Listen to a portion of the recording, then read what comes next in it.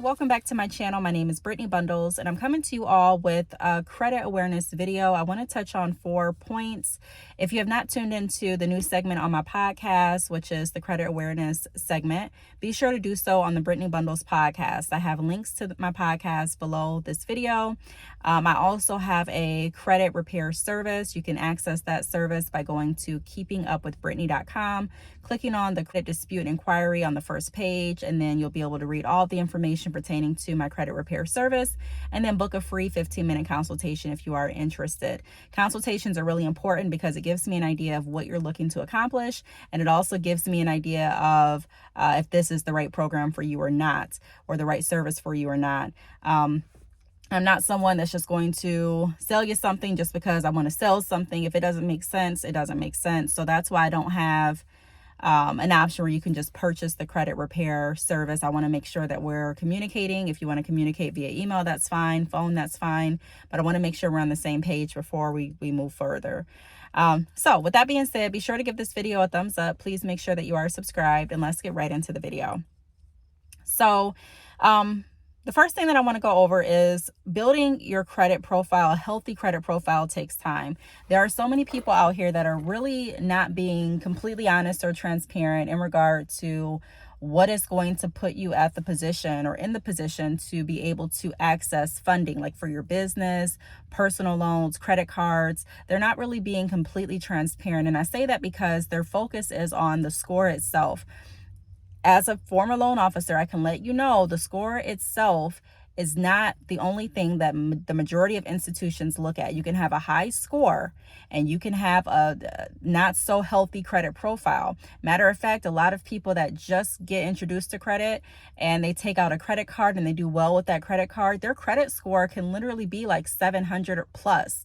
But it doesn't mean that they're going to get qualified for a mortgage. You'll have someone with the credit score of around 600, and you may see that they get qualified for a mortgage over the person that has a 700 credit score based on the type of mortgage they're applying for, based on the debt to income they have, based on the type of trade lines they have, based on how stable they look on paper. There's a lot of different factors. So when we're talking about building credit, it's something that's more than just aimed at the credit score. Working with my clients, my ultimate goal is to build a healthy credit profile. Now, a good credit score comes along with that in most circumstances. But like I say, even on the entrepreneurial side, you want to make sure that you're doing the right behaviors, because let's just face it, anyone can go out and get one of these apps to help them boost their credit score and still be in the same position financially, not being able to get really any type of substantial loan to consolidate their debt, to put them in a better financial situation, to take out funding for their business, to be able to purchase a home. So it's more than just the credit score. When you're looking at building, it's something that doesn't happen overnight. It's something that you can't just purchase and be done with it. If you're looking at truly building a strong credit profile, this is going to take time, it's going to take discipline, and it's going to take credit awareness. You're going to actually need to know what you're doing and how to work within the guidelines that are already set and in place. So with that being said, my first point in regard to, or my first tip in regard to that point, building takes time, is to be patient with yourself. Understand that although we're used to getting things rather quickly, there are some things in life that you have to work at, and you have to wait for the results. If you are someone and you have already ventured out into credit, you have a lot of collections, or you have charge-offs, like repossessions, you have foreclosure, you have cards that have been maxed out and then closed by the card issuing company, this is going to take time to repair. What I see happening a lot of times is people have all of these negative marks on their credit report, like the ones I just mentioned, and then they go out and they try to get certain apps to build up their credit score. Well, that is working counterproductive, because although you're working to raise your credit score, we can't forget about all of the debt that you have on your credit report. I mean, you can forget about it, but when it comes time for you to actually apply for any type of funding or financing, those are going to be referenced as well. Now, I do want to talk to you all about some ways that you can repair your credit. I'm going to touch on those points later on. or actually right after this point. But repairing your credit is imperative when you're looking at building a strong credit profile if you have negative marks on your report, like the ones I mentioned a moment ago. We can't just skip over that, or we can, but it's not really wise to skip over that and focus just on the credit score. So a lot of people will do that. They'll say, okay, we'll get this app and pay this monthly fee and your credit score is going to raise. Sometimes you may see a slight increase in your credit score. Sometimes you may not. And then another thing that's really not completely transparent, I don't even want to say completely transparent because I don't want to knock Credit Karma. Like, Credit Karma is a great tool to use, but Credit Karma doesn't give you your accurate credit scores.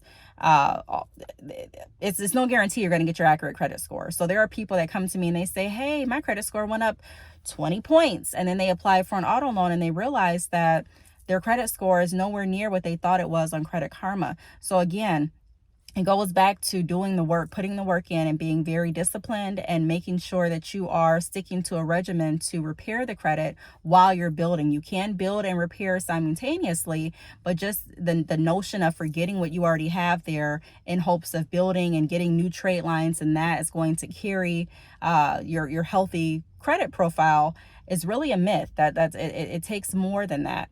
And that's why I mentioned in the beginning of the video, there are so many people that consider themselves credit experts and they really talk about how to increase the score. Like, they'll send you screenshots or post screenshots of someone's score going up 10 points, which is great. I'm not knocking it. But let me know if that person was still able to get approved for a loan, because my goal is to figure out what your goal is. So if your goal is to be able to get into a mortgage, yeah, your score may be increasing, but if your score goes up and you still can't get approved for through multiple different mortgage lenders, there's the issue right there. So we have to dig deeper than the score, go past the score and actually see what is the root of my denied applications. Why am I not able to have financial freedom in the credit realm? What's going on? What's being held up? And sometimes it's not even the prior credit obligations that you have, like the collections or maxed out credit cards or charge off. Sometimes it's not even that. Sometimes it's the fact that you don't look stable on paper. And so there's a lot of people that try to work around that. And there are institutions that are hip to it, the fake pay stubs. And not every institution is going to tell you, hey, we noticed that this pay stub isn't legitimate. Not every institution is going to do that. Actually, when I worked in the financial industry, there were people that would send in fake pay stubs and we would have a system that we could like put their information in. It was kind of like a flagging system. And, institutions keep record of that. So although I'm not going to necessarily say, Mr. and Mrs. such and such, I got your pay stubs, and we could tell that they were fraudulent. Why? Because number one, we don't want them to know and try to correct it so that they can have a better chance at getting approved with the fraudulent check stub. No institution really wants you to perfect your illegal activity. Okay, but they will record it. So that's why I tell people, do things the right way, because you may be thinking you're getting away with something, but sometimes your applications are denied because of fraud, because you're submitting documents that are not legitimate and you're thinking it has something to do with your credit profile, and really it has something to do with how legitimate you are. So there's a whole line of information and points that are being looked at when you're going to apply for a larger line of credit or a loan. So be sure to pay attention to that. Also, I wanted to point out, my next point is, you don't need to necessarily pay off all of the collections in order to repair your credit. This is where I come into place. A lot of people have realize this at this point, that they need to repair their credit simultaneously while building it. Not just build it and forget about repairing, not just repair and forget about building, but they can work together. So it's really important to understand that if there are discrepancies on certain collections, you could possibly get those collections removed. And that's where I come into place. I look for the discrepancies and I contact the necessary lenders and also the bureaus to work toward getting those discrepancies removed. Now, is it 100% guaranteed? Not always, because there's not always going to be a discrepancy with your collections. And I don't think people are transparent with that either. They may say, oh, guaranteed I'm going to get all of this removed. Well, if there's no discrepancy, we may be able to look at negotiating a settlement. But as far as just getting something removed when there's no discrepancy, unless you make the payment or unless it falls off, what other option is there? So a lot of people have tried to send in their own information as to why their credit should be removed, or their collection should be removed from their credit report. Some people have great results, some people don't, but it is very time consuming. Some people that have come to me have stated that they have either tried or someone else has tried, and it takes a lot of time. It's very time consuming. Number one, you have to find the correct contact numbers to the companies that you're looking to dispute the collections with, and then also have the time to write out the information in the right terminology, send that information out, wait for them to respond back, and then have backup plans as to, if this doesn't work, what can I try next? So that's where I come into place. Again, that's where I specialize in, and not just there, but I do have the background in the financial industry as well, in lending as a loan officer. So I have the ability to look at your financial state and be able to not only help you repair your credit, but also give you information as to what I recommend you doing in the future, and also some insight on why your applications may be being denied, not based on anything that I watched on YouTube, no disrespect, no jab at that, not based on a book that I read, but based on training classes that I actually had to go to in order to acquire my NMLS number in the state of Michigan. So be sure to watch out for people that are saying that they can boost your credit score, and then they may boost your credit score, but then you're still in the same financial position. So we want to make sure that we're combating those things. Those are some things you want to pay attention to when you are looking at building and repairing your credit. Also, just because you hear something that's newer for credit, like I'm not even going to mention anything specifically, but I'm sure you all have you can think of some things that pop into your mind in regard to credit hacks. Just because you hear something that's new and that people are saying works for credit hacking, as far as just overnight success and overnight increasing your scores and overnight giving you a healthy credit profile, I really like to stick to the script. I really like to be by the book, because trends a lot of times come and go. Trends aren't always necessarily created by someone that is of ethical nature or has integrity. Hacks aren't necessarily legal all the time.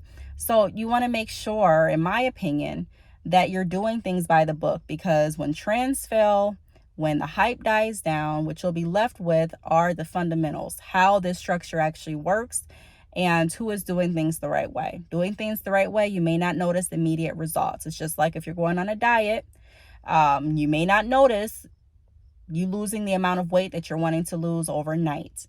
More than likely you won't. And it's not even healthy that you do. It's important to learn the discipline behind it.